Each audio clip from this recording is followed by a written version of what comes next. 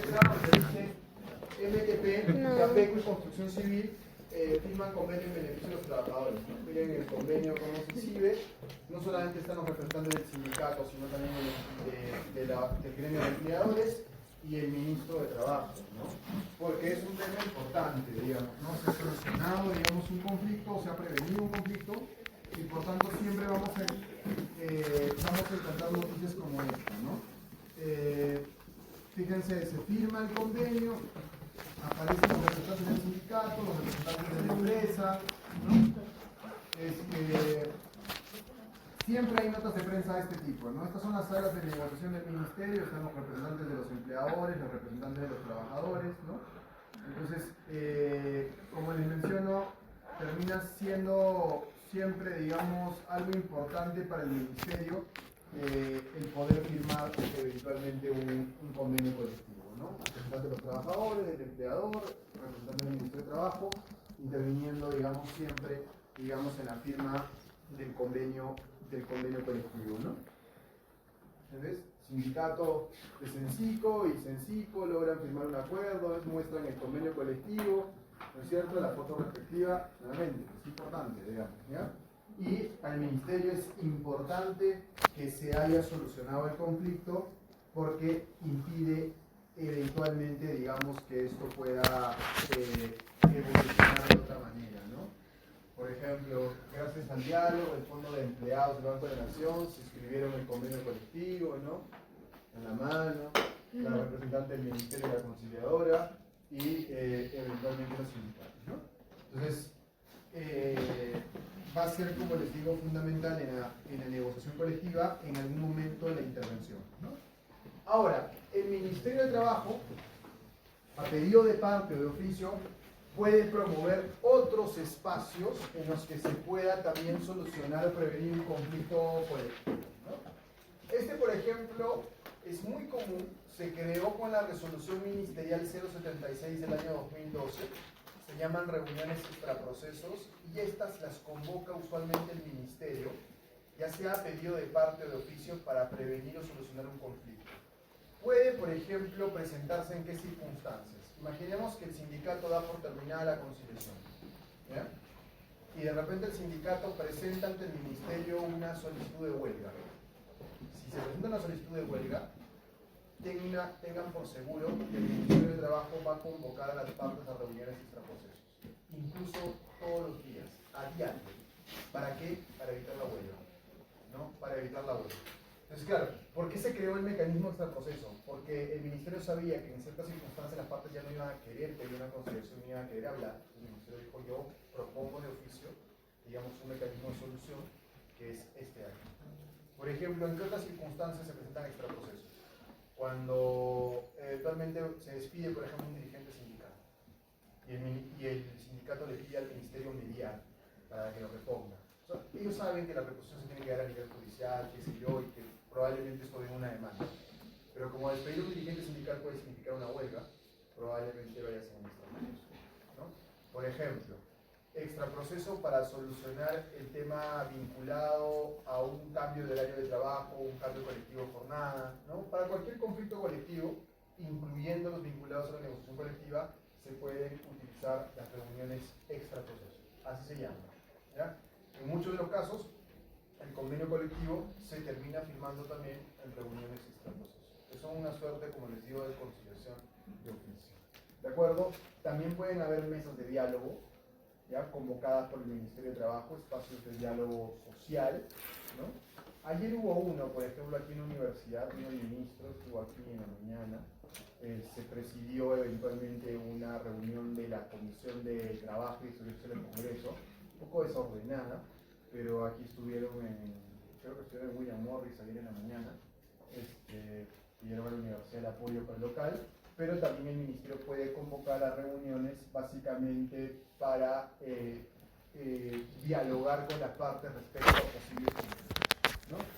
Y eventualmente también hay reuniones informativas que el ministerio puede convocar para levantar información de las partes, ¿de acuerdo?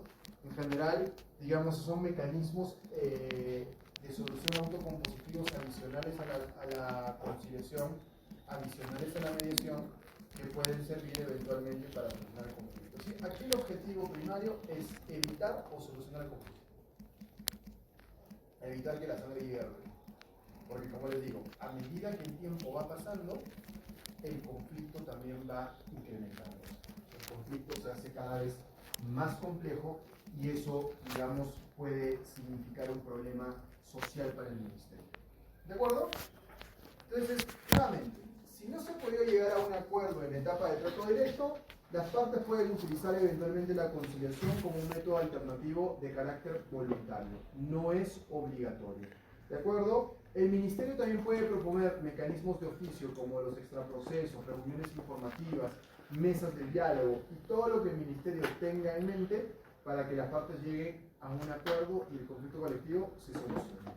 Pero ¿qué pasa si el conflicto colectivo no se soluciona? Porque finalmente estamos frente a un método autocompositivo y como estamos frente a un método autocompositivo, al final del día las partes podrían decir que sí o podrían decir que no y eventualmente el ministerio no podría hacer absolutamente nada. O sea, te pueden empujar a que llegues a un acuerdo, pero no te pueden obligar a adoptar un acuerdo, ¿no? Y en cualquier momento esta etapa de conciliación puede darse por terminada. Y a partir de aquí se abre un método heterocompositivo de solución de los conflictos colectivos, que es el arbitraje del conflicto colectivo. Ojo, tomen nota de que no estoy hablando ni de la conciliación del conflicto laboral individual, a la cual me voy a referir más adelante, ni tampoco del arbitraje de conflictos laborales individuales. Estamos hablando siempre de conflictos colectivos. Estamos hablando siempre de negociación colectiva o temas vinculados a la negociación colectiva. Por lo tanto, aquí vamos a hablar de arbitraje en materia de negociación colectiva. Y en materia de negociación colectiva, la Ley de Relaciones Colectivas de Trabajo tiene previstos 3 tipos de arbitraje. El arbitraje voluntario, el arbitraje obligatorio y el arbitraje potestativo. El arbitraje voluntario y el obligatorio estuvieron regulados en la Ley de Relaciones Colectivas de Trabajo desde el inicio de su vigencia. Siempre estuvieron regulados, el voluntario y el obligatorio. El arbitraje potestativo no.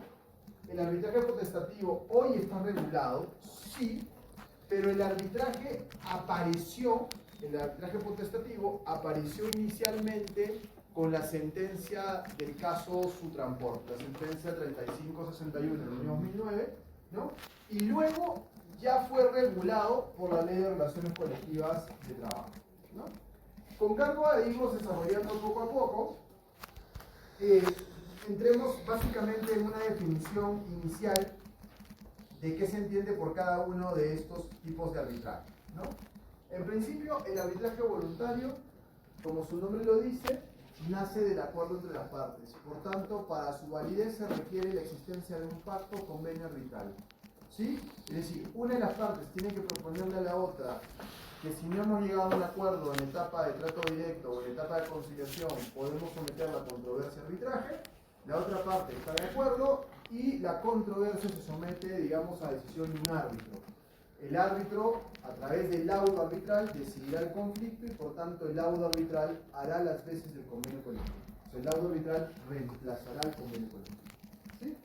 Pero para que se dé el arbitraje voluntario, tiene que haber un acuerdo entre las partes. Tiene que haber un convenio o compromiso arbitral, en el sentido que ustedes lo están estudiando también en el curso de arbitraje, en el sentido que lo establece el artículo 13 del decreto legislativo 1071 de la Ley General de Arbitraje. ¿De acuerdo? Tú le propones a una parte el arbitraje, la otra parte acepta, vamos al arbitraje, eso se llama arbitraje voluntario. Tenemos también un segundo tipo de arbitraje, que es el arbitraje obligatorio. En el arbitraje obligatorio no hay convenio arbitral, ni hay, por tanto, voluntad de las partes de someter la controversia a arbitraje. Lo que hay es una decisión del Ministerio de Trabajo de intervenir un conflicto y solucionarlo a través de un arbitraje, ¿ya? Donde el Ministerio de Trabajo es el árbitro. Es decir, no son las partes las que van a designar el árbitro, sino es el mismo Ministerio de Trabajo el que va a fungir como árbitro. A este tipo de arbitraje se le denomina arbitraje obligatorio y solamente se va a aplicar en determinadas circunstancias. Básicamente cuando una huelga se ha prolongado demasiado en el tiempo poniendo en riesgo la vida de la empresa o poniendo en riesgo toda una actividad productiva. Cuando una huelga se ha prolongado en el tiempo en demasía y está afectando al sector o está afectando a la empresa seriamente, el Ministerio de Trabajo puede tomar la decisión de intervenir la huelga, ponerle fin y ponerle fin al conflicto también. Ya eso se llama arbitraje obligatorio. Es una intervención directa del Ministerio de Trabajo en el conflicto. Es decir, el Ministerio de Trabajo deja de ser conciliador y el Ministerio de Trabajo se vuelve árbitro. ¿Sí? En buena cuenta. Eso se llama arbitraje obligatorio y no lo van a encontrar en la Ley General de Arbitraje, ¿no? Es un tipo de arbitraje muy particular que solamente está regulado en la Ley de Relaciones Colectivas de Trabajo. Nada más. Y el tercer tipo de arbitraje, que es el que nace de la sentencia del Tribunal Constitucional, es el arbitraje potestativo. Recuerden que el arbitraje potestativo nace bajo dos supuestos, ¿no es cierto? Falta de acuerdo de las partes en el nivel en que se entablará la primera negociación. Dos, actos de mala fe negocial. ¿Correcto? Es un arbitraje donde tampoco hay convenio arbitral, pero donde, a diferencia del arbitraje obligatorio que en el que interviene la Comisión de Trabajo, en el arbitraje potestativo, una de las partes le impone a la otra ir a un arbitraje. Le dice, has cometido un acto de mala fe negocial, doy por terminada la etapa de trato directo, nos vamos a arbitraje. No, que yo no quiero el arbitraje. No te estoy preguntando, te estoy llevando al arbitraje en contra de tu voluntad.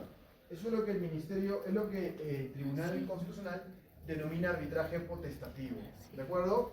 Es un arbitraje que, como les puse en el artículo que espero hayan leído en su material, es de constitucionalidad bien cuestionada, ¿no? Porque seguramente el arbitraje no hayan encontrado en ningún momento que una parte le pueda imponer a la otra el arbitraje y la otra tenga que ir al arbitraje, ¿no?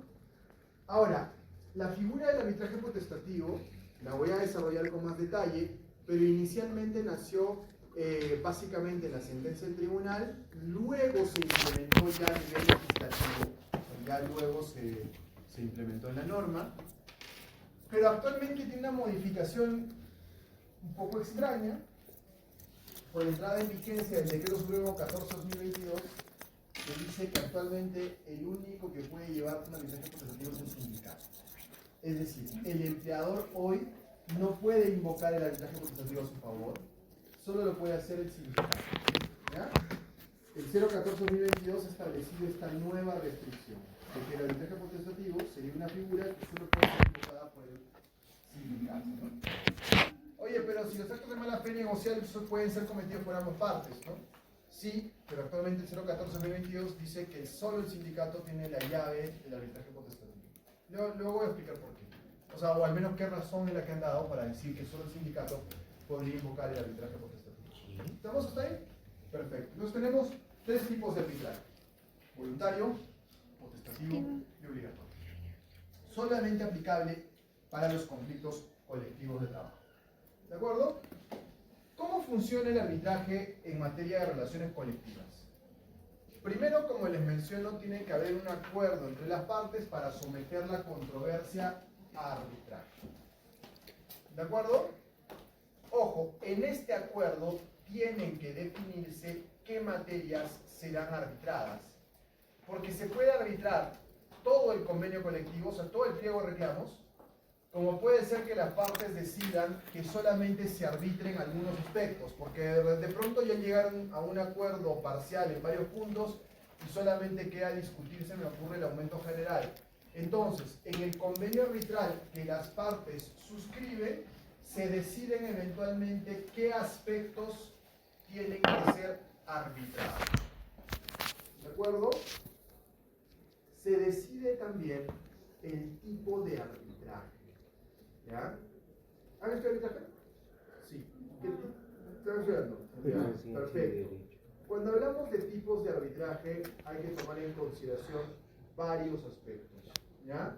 El primer aspecto que se toma en consideración es si el arbitraje va a ser un arbitraje por un árbitro unipersonal o colegiado. Es decir, si tenemos un solo árbitro o van a intervenir tres árbitros. ¿De acuerdo? Eso lo tienen que decidir las partes. Si las partes deciden que solo sea un árbitro, Las partes tendrán que ponerse de acuerdo en su nombramiento. ¿De acuerdo?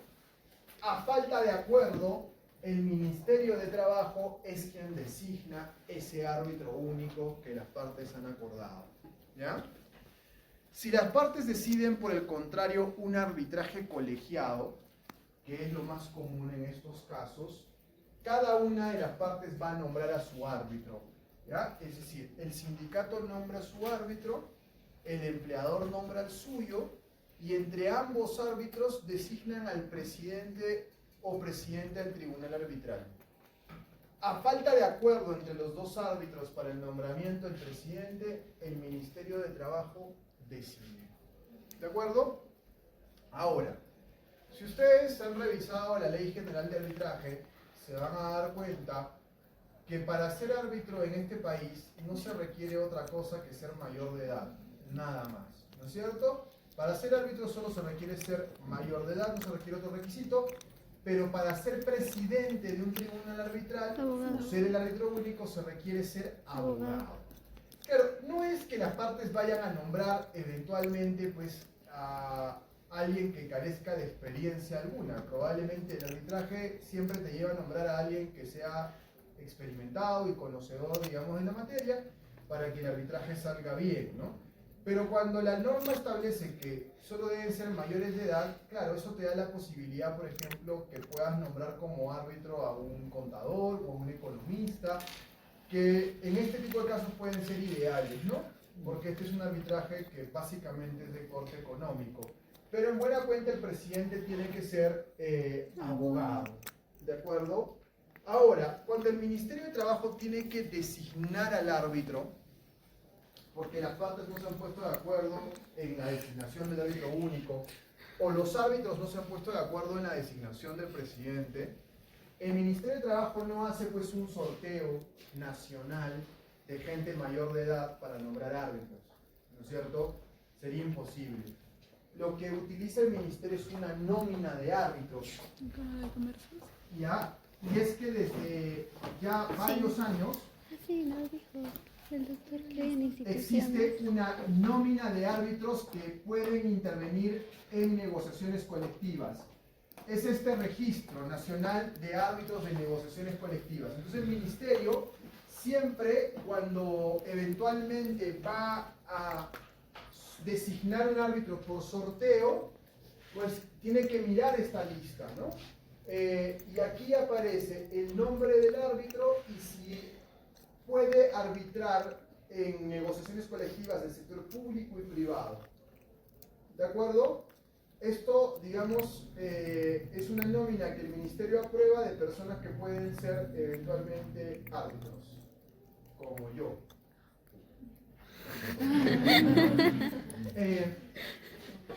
Entonces, el Ministerio designa por sorteo. ¿Ya? Ahora, claro, normalmente cuando te proponen sorteo lo proponen en un acto público. Es bien interesante porque convoca a las partes y lo que hace es decir, ok, vamos a sortear. Normalmente, ¿cuál es la forma de sortear?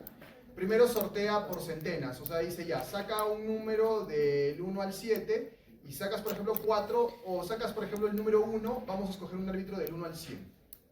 Entonces volvemos a meter los papelitos. Del 1 al 10. Sacas 8, vamos a escoger un árbitro que esté entre el número 80 y 89. Vuelven a meter los papelitos, vamos a escoger ahora el número del árbitro, ¿no? O sea, sacas el 6, ya, el árbitro escogido será el árbitro 86. Así normalmente el Ministerio de Trabajo hace su sorteo, ¿ya?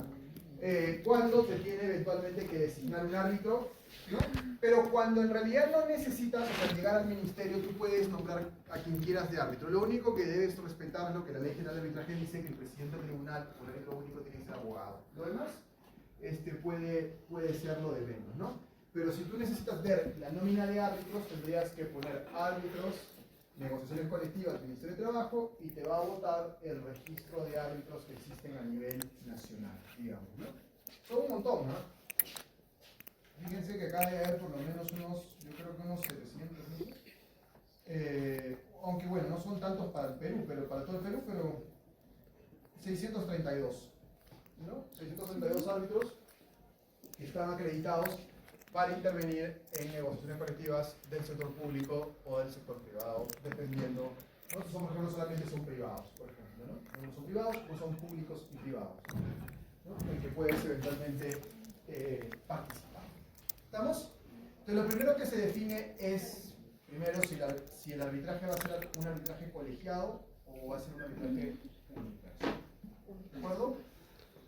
Un segundo tipo de arbitraje es el que define si el arbitraje va a ser un arbitraje ad hoc o va a ser un arbitraje institucional. Ad hoc quiere decir que las partes organizan el arbitraje de manera privada. Institucional quiere decir que se lo dan a una institución para su administración. Por ejemplo, cuando las partes en el convenio arbitral deciden que cualquier controversia se someta, por ejemplo, a la Cámara de Comercio e Industria de Arequipa, ese es un arbitraje institucional. ¿De acuerdo? Pero cuando las partes dicen, oye, organicémonos nosotros directamente para hacer el arbitraje, ese se llama arbitraje ad hoc. En materia de negociaciones colectivas, a diferencia de lo que sucede en el arbitraje comercial, en materia de negociaciones colectivas, normalmente el arbitraje es ad hoc. Es decir, las mismas partes se organizan, nombran a los árbitros y los árbitros dicen, bueno, vamos a constituir el tribunal arbitral. Entonces se decide primero si el tribunal va a ser colegiado o unipersonal, se decide si el arbitraje va a ser ad hoc o va a ser eventualmente institucional, ¿ya? Enseguida también se tiene que definir el tipo de arbitraje, ¿no? Los arbitrajes en materia, en general, pueden ser arbitrajes de derecho o arbitrajes de conciencia, ¿no? Los arbitrajes de derecho son aquellos en que los árbitros tienen que laudar de acuerdo a la normativa sustantiva y procesal elegida por las partes. Los arbitrajes de conciencia son aquellos en los que los árbitros laudan en función a principios, básicamente, ¿no? En nuestro país, por si acaso, por aplicación de la Ley General de Arbitraje, los arbitrajes de conciencia ya solamente se aplican en el arbitraje internacional. Por tanto, en el Perú todos los arbitrajes son arbitrajes de derecho, ¿sí? Lo menciono porque si ustedes revisan el reglamento de la Ley de Relaciones Colectivas de Trabajo, se van a encontrar con que dice que los arbitrajes en materia de negociaciones colectivas son arbitrajes de conciencia. Pero en realidad eso pasaba porque la norma laboral de esa época estaba adaptada a la Ley General de Arbitraje de esa época también. Pero es que en realidad, en buena cuenta, el arbitraje en materia de negociaciones colectivas es un arbitraje al final del día económico. Porque lo que se va a decidir son cifras, ¿no? O sea, tú vas a tomar una posición u otra en función a lo que te digan los números. Por tanto, es un arbitraje que podríamos decir de derecho, pero al mismo tiempo económico también. ¿De acuerdo?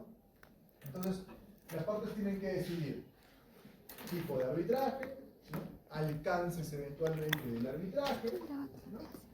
Eventualmente se tienen que decidir algunos aspectos vinculados también a los honorarios de los árbitros y se tiene que decidir también el lugar donde se va a llevar a cabo el arbitraje. ¿Ya?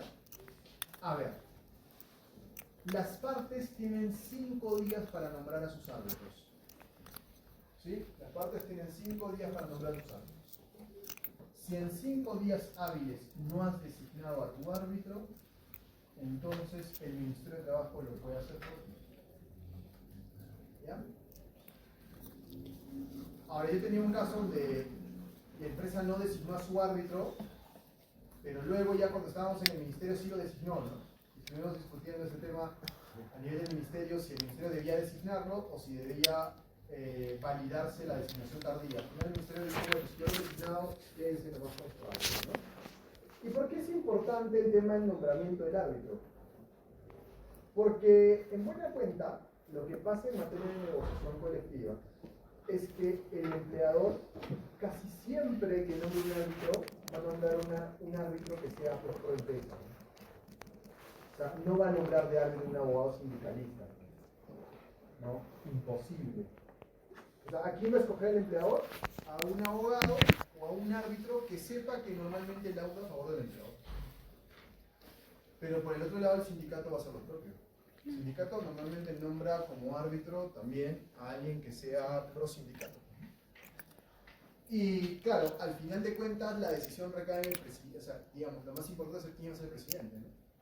Y por eso es que a mí cuando me ha tocado ser árbitro muchas veces no llegamos a un acuerdo para nombrar al presidente. Entonces tratamos de ponernos de acuerdo, no lo logramos, y cuando no lo logramos tenemos que ir caballeros al Ministerio de Trabajo a su nombramiento, ¿no?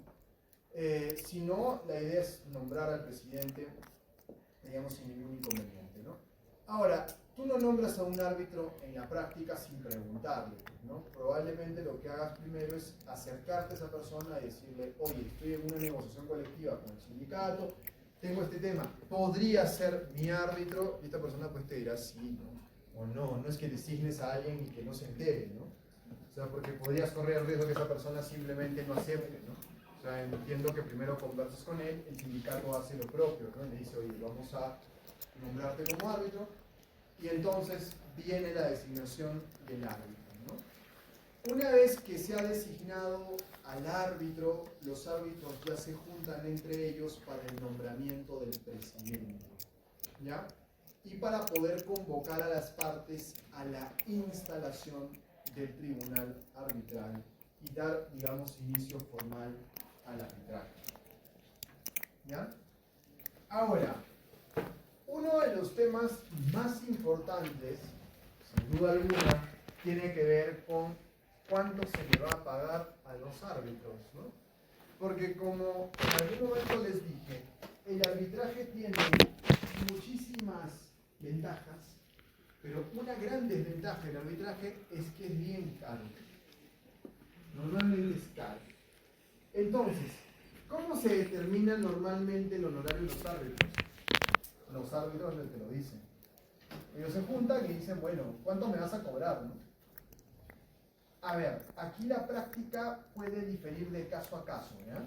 Hay árbitros que acuerdan con las partes cuánto le van a pagar. O sea, el sindicato acuerda con su árbitro, no sabes cuánto le va a pagar, pero ellos han acordado con su árbitro. Y el empleador acuerda con su árbitro cuánto le va a pagar. Lo único que tienen que ponerse de acuerdo es cuánto va a cobrar el presidente, porque ambas partes tienen que asumir por mitades, digamos por mitades, el honorario del presidente. Ya eso hay que sumarle también el honorario del secretario del tribunal, porque hay una persona que tiene que hacer las notificaciones, las resoluciones, ¿no? Que es el secretario del tribunal, ¿no? Que normalmente lo decide el presidente. ¿Ya? Entonces, esa es una práctica. La otra práctica, también común, es que los árbitros se pongan de acuerdo en cuánto les van a cobrar. Y le dicen a las partes, mira, ya nos hemos puesto de acuerdo y cada árbitro va a cobrar 10.000 soles, digamos, ¿no? En total son 30.000 soles y 5.000 soles el secretario del tribunal. Entonces son 35.000 soles, lo dividimos entre dos, ¿no? Pero también se suele utilizar como referencia una tabla de honorarios que aparece en el reglamento de la Ley de Relaciones Colectivas de Trabajo. ¿Y cómo se establece esta tabla de honorarios? Que suele utilizarse mucho como referencia también. ¿Cuánto te cobra un árbitro? Te cobra 10% de la remuneración mínima vital, o sea, ahora serían 113 soles, por cada trabajador comprendido en el ámbito de la negociación hasta 50 trabajadores. ¿Ya? Por cada trabajador hasta 50. ¿Ya? Luego te cobran 7.5% de la remuneración mínima vital del trabajador 51 al 200. 5% por el trabajador 201 al 300 y 2.5% cuando tienes más de 300 trabajadores. A ver, si los trabajadores comprendidos en el ámbito de la negociación colectiva son 350, calculen cuánto sería el honorario. A ver, son 350.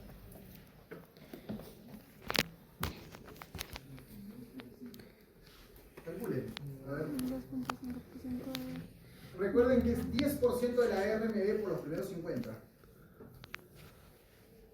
7.5 de 51 a 200. Y 5% de 201 a 300. Y 2.5 más de 300.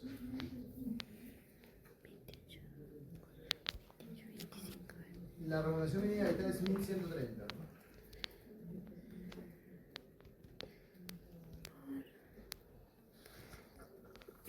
Ah, 9.887. ¿Cuánto dijimos? Ya, 150. ¿Qué? ¿Sí? No sé. Porque yo saco 9.880. Ya digamos, por ahí. 9.800. 10.000 soles. Está bien. Por árbitro. Son 10.000 soles por árbitro. y además el presidente tiene derecho a percibir el 25% más de lo que perciben los árbitros. O sea, cada árbitro sería 10.000 y el árbitro sería 10.000 más 25%, o sea, digamos 12.500, ¿no es cierto? Ahí el arbitraje va costando 32.500, más póngale una UIT que te cobre el secretario, 5.350, más o menos un arbitraje estaría saliendo unos 35.000 soles, más o menos, a dividirse entre las partes, ¿no?